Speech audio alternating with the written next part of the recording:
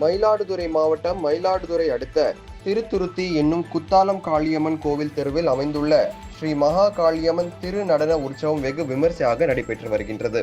மகா காளியம்மன் கடந்த புதன்கிழமையன்று ஆலயத்தில் இருந்து புறப்பட்டு 9ஆம் நாள் மீண்டும் ஆலயத்தை வந்தடைவதற்கு முன்னதாக நாயக்கர் தோட்டம் விநாயகர் ஆலயத்திற்கு சென்றது.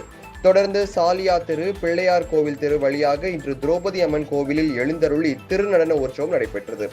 திருநடன உற்சவத்தின் போது குழந்தையை கையில் சுமந்து காளி திருநடனம் ஆடியது காண்போரை மெய்சிலிர்க்க வைத்து பக்தி பரவசத்தை ஏற்படுத்தியது. தொடர்ந்து மகுடி ஆட்டம், கும்மி ஆட்டம், பாம்பாட்டம் உள்ளிட்ட திருநடனங்களை திரளான பக்தர்கள் பக்தி பரவசத்துடன் கண்டு மகிழ்ந்தனர்.